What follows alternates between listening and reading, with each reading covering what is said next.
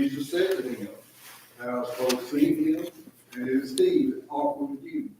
And he said, Lord, I believe. And he worshiped him. All right. Read the rest of the passage. And Jesus said, For judgment I am come into this world, that they which see not might see, and they which might see might be made blind. And some of the Pharisees which were with him heard these words and said to him, Are we blind also? Jesus said to them, If you were blind, you would have no sin. But now you say, We see. Therefore your sin remains. All right. Another dimension.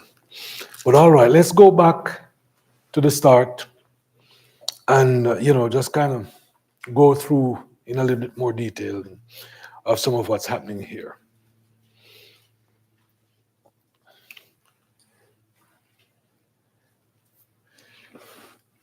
Verse 1. Jesus is passing by and he sees a man who was blind from birth. So Jesus recognizes the fellow. He sees him. He knows that he's there. He knows his condition based on what John says, right? But it is now interesting that his disciples ask a question. And this question is, this man's condition, it must be because of sin. That's their assumption, Who did sin? They're not like, did someone sin? No. They say, who did sin? In other words, the only question in their mind, who is responsible? Which person? Is it the man blind or is it his parents who have sinned? Where are they coming from with that kind of a mindset? I'm challenging you now, to interact and to kind of pull back into scripture, to think about what you have heard, what they may have heard before, why they would have this kind of a thinking. That's what the Pharisees were teaching. If there's something wrong with you, it's because of sin. You've done something, your parents done something. And you can see that drifting right down to Jesus' disciples. That's what they evidently been taught in synagogue. That bad things happen to people because they sin. So it's like you would have heard a passage say, like David would have said, I was born in sin, shaping in iniquity. And people say, okay, that means because of maybe your parents committed adultery or, some sin was committed. So whatever is plaguing you, whatever is happening to you, it's not necessarily your fault. It's just because of what your parents did. Now, to a certain dimension, there's truth in that. Because there are some things that can happen in life that, a person, whether just through natural genes, they inherit something, or an action that is taken affects or impacts someone else, and you say, why has that happened to this person? But there are some common things, how they saw things in a kind of simplistic way then. But they were led to feel that. And it is not that it could have been, that it was impossible. But The problem is that you go back to the time of Job, and Job's friends argued the same thing. You sinned. David's wife, you sinned. You've done something to bring this on. Yeah. And so, and each one of his friends went at it from a different angle, but that was all their argument. And God said, no, it's not. And he even will correct Job later, who gets into his mindset as well. Well, what did I do? What he starts going down that road eventually, and God corrects his thinking in that, and it's a masterpiece just to study that. Yes. The back and forth that's taking place. But God makes clear that's not what's going on here. But there seems to be a natural thing that we do where we want to blame something. Or someone. or someone, and whether it's us or not, Yeah. we want to blame something. And so that's kind of a natural thing. And so that people do. In Luke 13, Jesus' disciples do it again. You think because the pools, or not, the tower fell and killed these people, Yeah. they must have been sinners. Mm-hmm. And he says, you've missed the point. And he corrects them. No, that's not it. He doesn't go into a long description. He just says, but if you don't repent, You will you'll also perish. perish. Mm-hmm. So, anyway, Even back when Hannah was unable to get pregnant, she was Yes. thought of as, she must have done something Some- wrong against God. Or else she would have been able to get pregnant. And Hannah, tortured her about it. So what I'm hearing from all you guys is that one of the things that we as humans do can be summed up in a word: assumption. When we don't know all the facts, we tend to make an assumption. Right?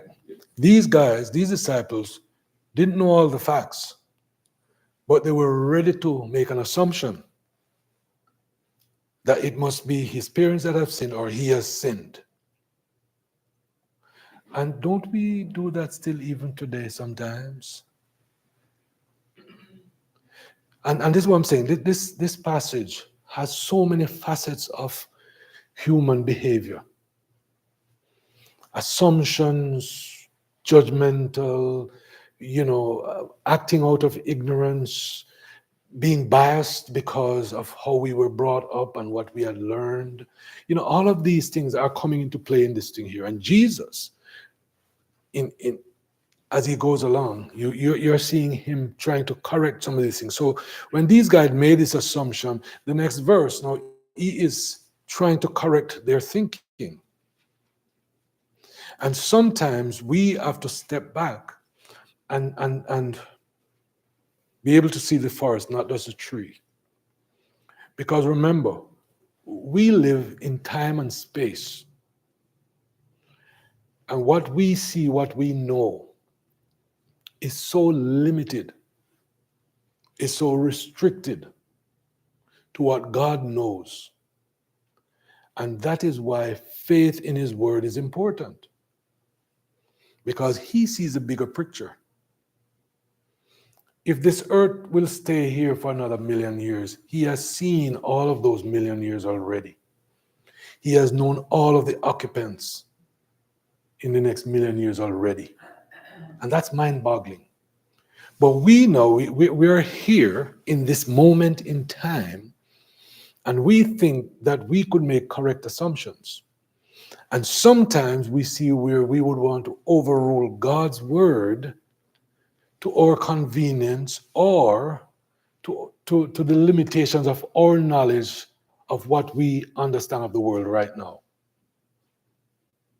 And we tend sometimes to want to guide ourselves by that.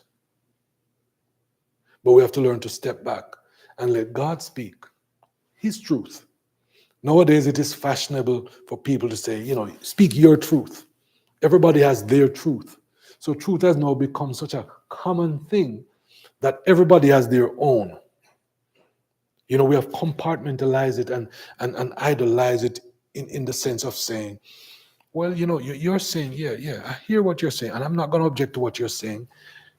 I may have a different view, but I don't want to be in an argument. I don't want to contest what you say, even though it's different from what I say, and it's different from what he says, and everybody has a different thing, but there is, truth is to use a funny kind of sounding word, is knowable.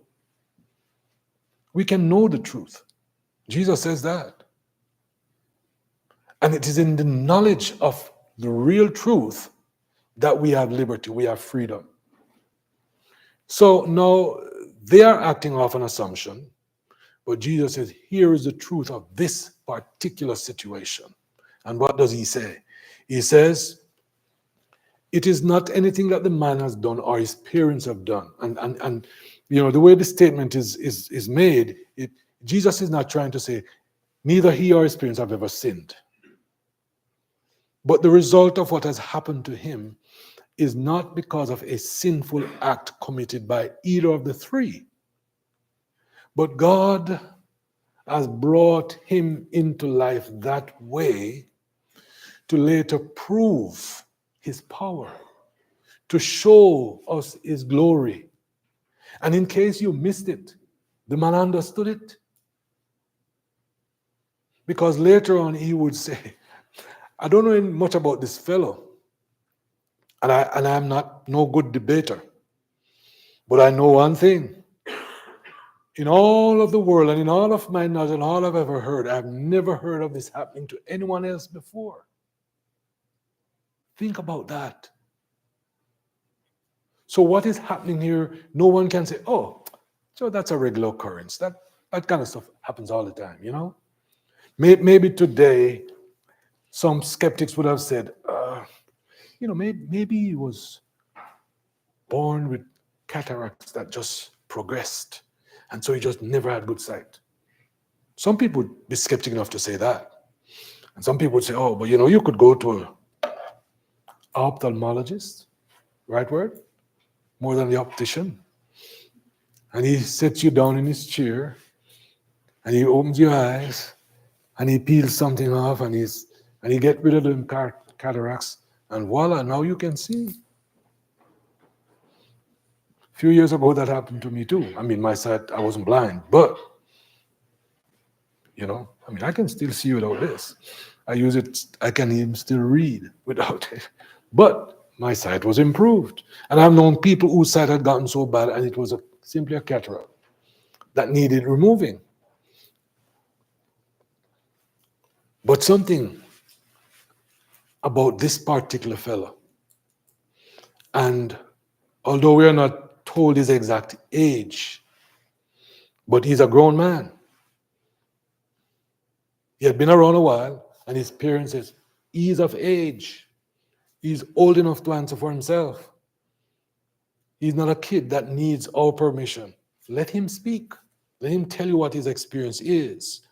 But the truth here is, Jesus is saying, look,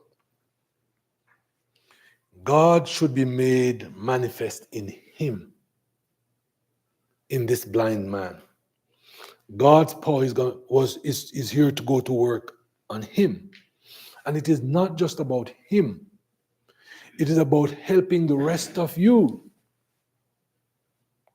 to understand who I am and who God is. That's a part of what this is about. The concept of knowing what God is able to do is important in the development of our relationship with him. It is what is going to strengthen their faith.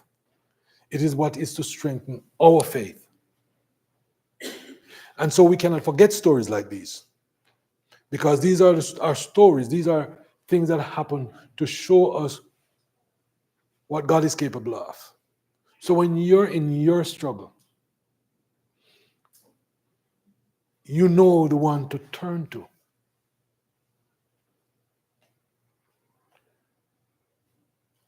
And it doesn't matter how long you have been in that struggle.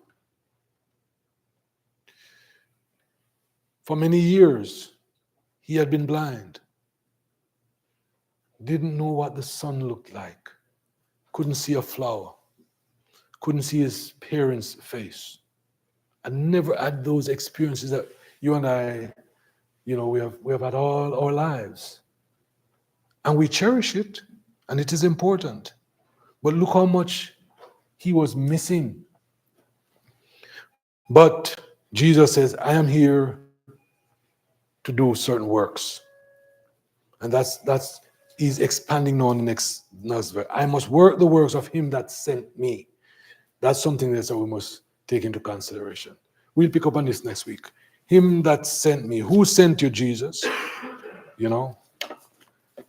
Why are you here? Who sent you? What's your purpose of being here? All right. Thank you for participating.